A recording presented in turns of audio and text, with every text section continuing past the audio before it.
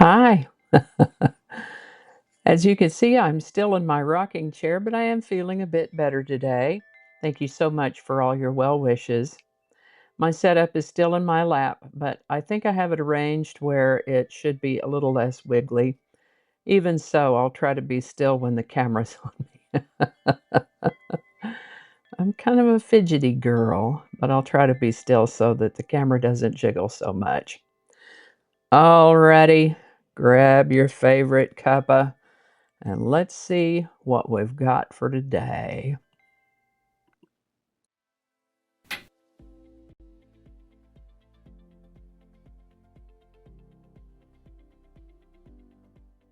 Hi there, and welcome to This Day in History for January 30th. January 30th is the 30th day of the year in the Gregorian calendar, with 335 days remaining to the end of the year, 336 in leap years. Wow, the 30th already. Today's word is deadbeat. Deadbeat can be a noun or an adjective. Nowadays, the term deadbeat refers to someone who avoids paying their debts or neglects their responsibilities. Maybe they're trying to beat the system by not fulfilling their financial obligations, implying a lack of responsibility and a dead attitude toward their financial duties. The term is considered derogatory and implies laziness or irresponsibility. But did you ever wonder where the term deadbeat comes from? Let's take a look and see what we can find out about how it evolved into its modern meaning. The term deadbeat first appeared in the 1700s in a way quite different from the way we know it today. It originally described a clock mechanism called a deadbeat escapement. Frankly, I had a little trouble comprehending the concept, and I wanted to see an example, like where is that in the clock and how does it work?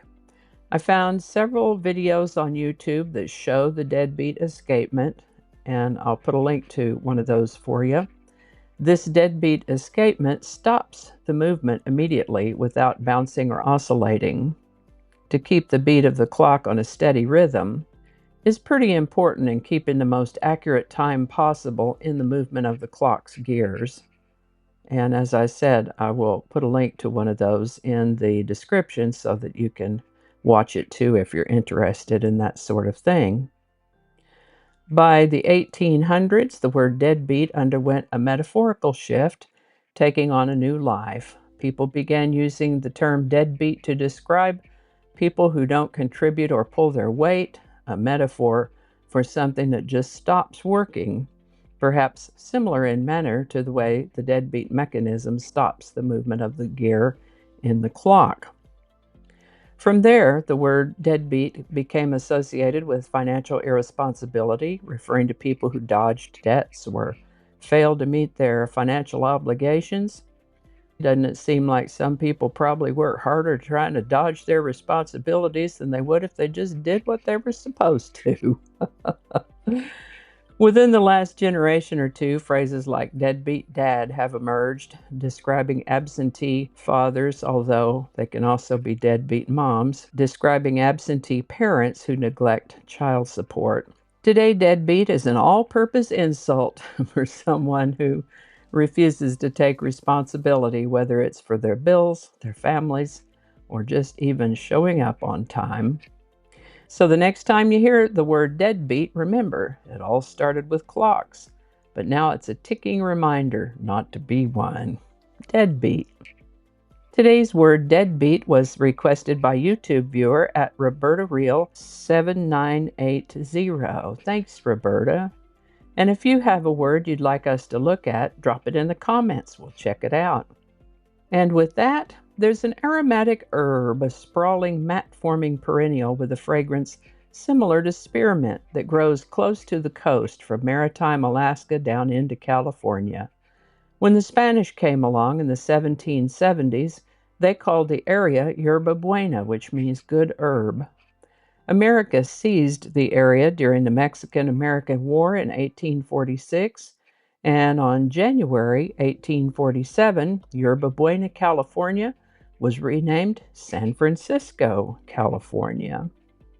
There are several car companies that were founded as some other kind of business initially, and then at some point decided to make cars, like Honda. They started out as a parts manufacturer, then built motorized bicycles, then motorcycles, then automobiles. Studebaker started out making harnesses and horse-drawn carriages and wagons. Carl Benz, often called the father of the car or the father of the automobile industry, started out studying locksmithing before he changed course and started building industrial machines, and all that before he applied his skills to building a horseless carriage that he called the Benz Patent Motor Wagon. We still have the Mercedes-Benz company, and they still make cars. All that to say that many car companies started out as something else altogether, and so it is with Mazda. The company that would ultimately become Mazda Motor Corporation started out as a cork-making factory, which was founded on January 30th, 1920. A cork-making company. They changed their name from Toyo Cork Kogyo Company to Toyo Kogyo Company Limited in 1927, and started making vehicles in 1931. So where did the name Mazda come from?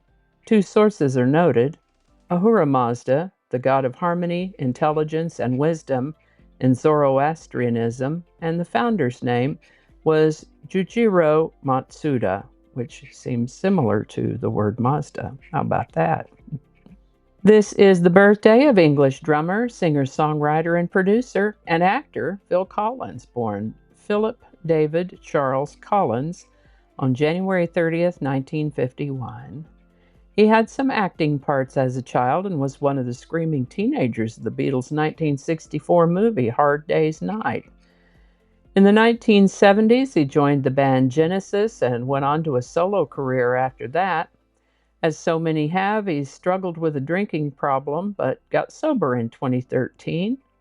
He's had and still has several other rather frightening health incidents and issues, but by golly, he is still kicking. Looks like he has a recent release called Both Sides, All the Sides, a 5 LP box set, and he's on X.